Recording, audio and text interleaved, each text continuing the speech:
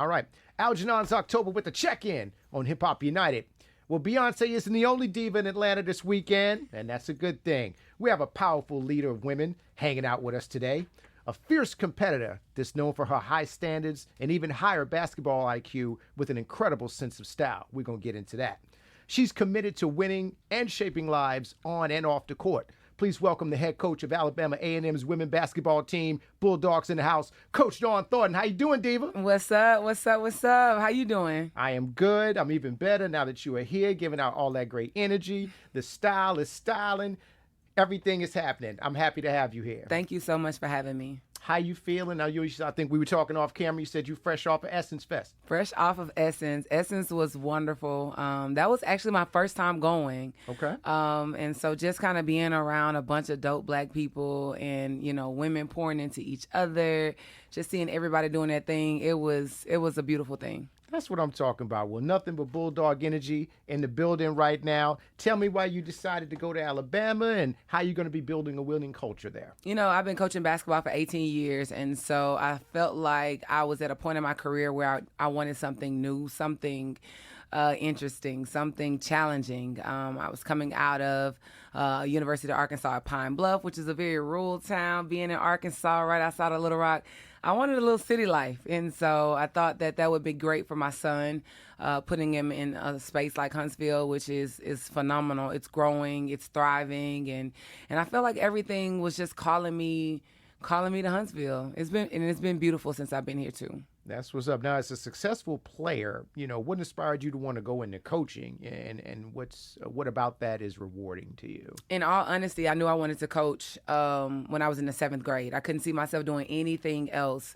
Just knowing that you have a woman that's teaching you the game of basketball, but also teaching you the game of life and teaching you skills on how to survive and what it's like being a woman and what it's like handling adversity and challenges and all of those different things. And I remember how that impacted me as a young girl. And I wanted to be able to have that same type of impact and influence on young women as well. And so that was something that I craved for. And it was crazy because as a basketball player, most times you're processing things as a player. But for me, a lot of times I was like trying to think like my coach. And then in things that I didn't agree with it, as opposed to being resistant, I was like, okay, if I'm ever in that situation, I'm going to do something different.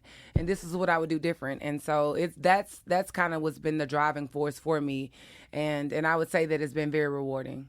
That's what's up. So I'm sure we got ballers that are going to be tapping in and listening to this as well. So what does the day in the life of a successful basketball player look like? Like, walk us through, the steps of what should be done to achieve, the best results on the court. I think in anything that you do in life, it's going to require sacrifice and commitment. You got to be committed to whatever it is that you are signing up for, whatever it is that you're agreeing to, whatever it is that you're committing to, and whatever you're dedicated to. And there's a grind and a process that you're going to have to go through. I know a lot of our freshmen that come in, they don't really know what to expect.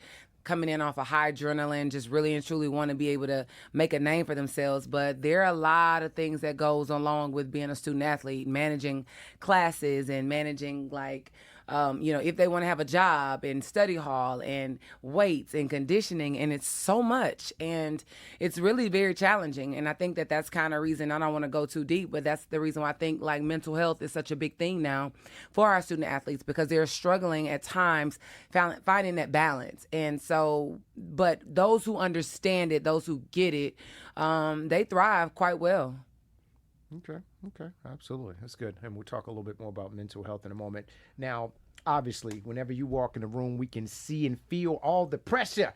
Where did you get your amazing sense of style from, Queen? Growing up, I was actually bullied, and I was ashamed of my height, and I think that I've always been put into a box. I believe when I first started coaching, there were some requirements that administration told me that I could not do with the way that I dressed on the sideline. And it was never anything that was revealing or provocative, but it was just kind of what you're showing and what you're displaying. Being a tall woman, a curvy woman, a woman of my stature, I can't wear what everybody else wears, or can I?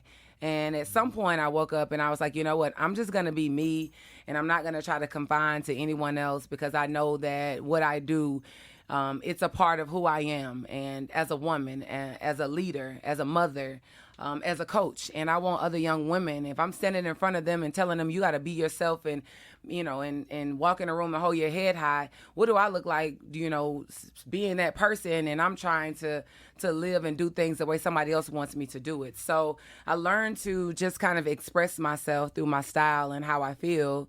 And it exudes confidence of anybody that I walk into the room with. And I'm thankful for that. I definitely encouraging people to walk in rooms being your full self. And of course, while you're in there, take up space. Absolutely. I love it. Now, the viewership and the attendance for women's basketball is at an all-time high right now. What do you think is kind of driving this, and where do you see the league kind of evolving to in the next 5 years or so? I think because now women are able to step up to the table and have a voice. I think a few years ago, when Angel Reese was at LSU, probably I believe her sophomore year, LSU went to the NCAA tournament, and they were talking about how, they didn't get the same type of treatment that the men's teams were getting. They had weight rooms, they had barbershops, they had all of these different resources available for the male basketball players in the NCAA tournament. And the girls now you can pull your phone out and record anything that you want to show somebody. And, they looking like, they just giving us granola bars, and they got catered meals, and they put us in this little space and just put some free weights up, and the men have a full weight room. And I think that now with women's sports, now it's like, okay, hey, we want a seat at the table. We're here.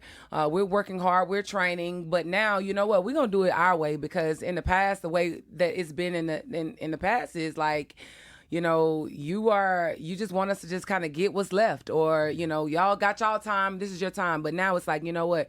No, we here and we ready, and we're going to make some noise too. That's what's up. Now, how do you feel? You brought her up there. How do you feel about the perceived animosity between Caitlin Clark and Andrew Reese? Do you think it's good for the game? Like, what do you think about that? I mean, I think it's like Biggie and Pac, right? Okay. Any type of control, type of beef environment that's gonna get the views. As you see, as you're able to see the way things are transitioning now with social media, you can play off of anything now. And I mean, if it's gonna get the views, it's gonna get the views. But I think we have two ultra competitive athletes that don't have animosity to each other, but I think that they're the best.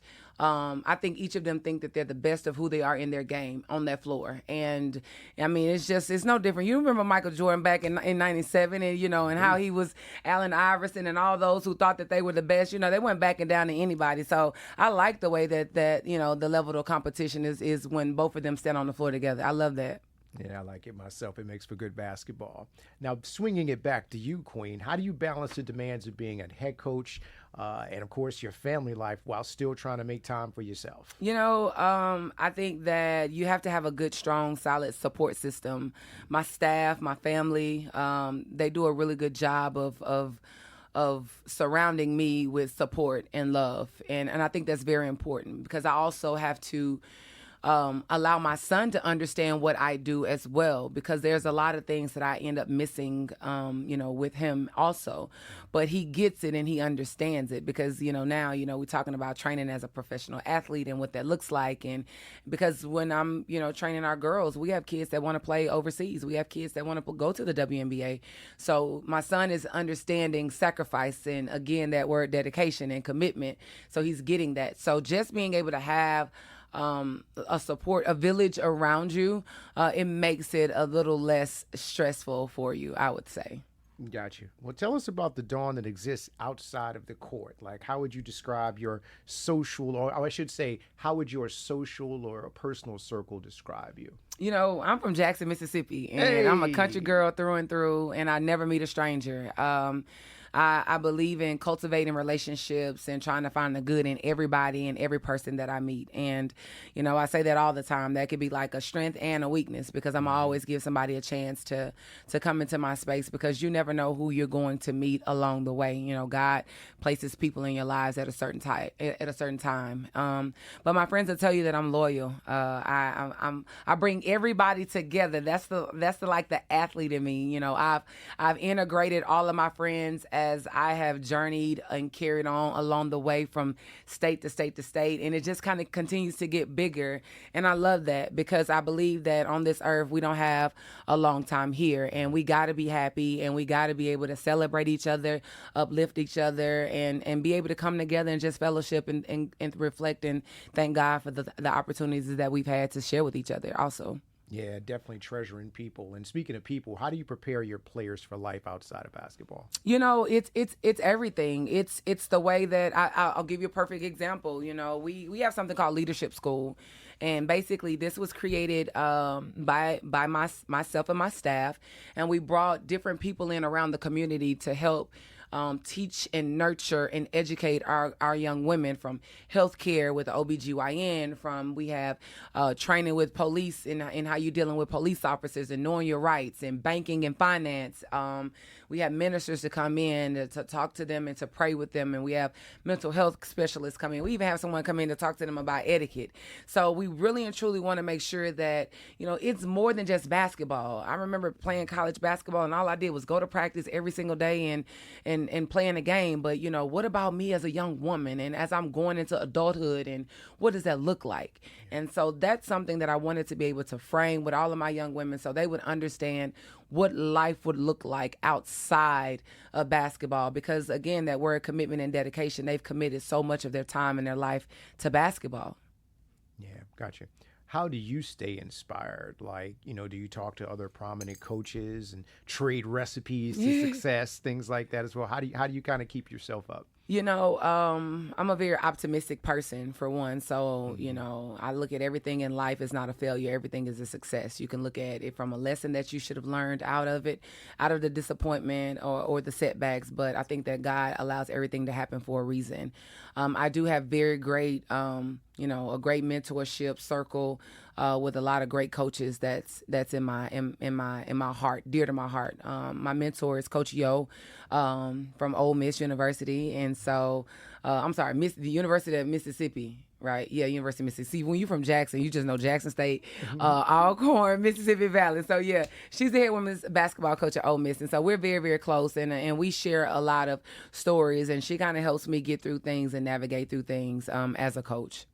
Got it. Now, how do you balance, you know, pushing players to be their best as well as supporting them in terms of their mental and emotional health? We talked about that earlier. You know, I think as a coach, you have to push and challenge your players to put them in situations to where you would see how they will respond to challenges, responding to adversity, because the game of basketball is a game of runs, which means you're going to be up some, you'll be down some. So really and truly putting them in those situations, you know, it's like you go to study hall, you got 8 hours that you're supposed to go to, you make 7, you have to run, you get up at 5 o'clock in the morning, you run football stadiums, you know. Well, what does that carry over, and how does that carry over for life? You're not going to show up for work late. You're not gonna miss your job. You miss your job, you miss out and don't come to work, no call, no show, you don't have a job. So, you know, just putting them in those situations or watching them navigate through the responsibilities that they are obligated to as a student athlete. So really and truly just pushing them, celebrating them also as they overcome those obstacles and how they handle those obstacles, in my opinion, is what's most important to me, because that's when they're most vulnerable, so you can shape and mold them as they understand, look, congratulations, you got through that. I'm proud of you. You know, you were able to do that. Got you. And just wrapping you up, as I'm having such a good time with you as well. If we were I guess I should say, how do you want the players that you have coached to remember you?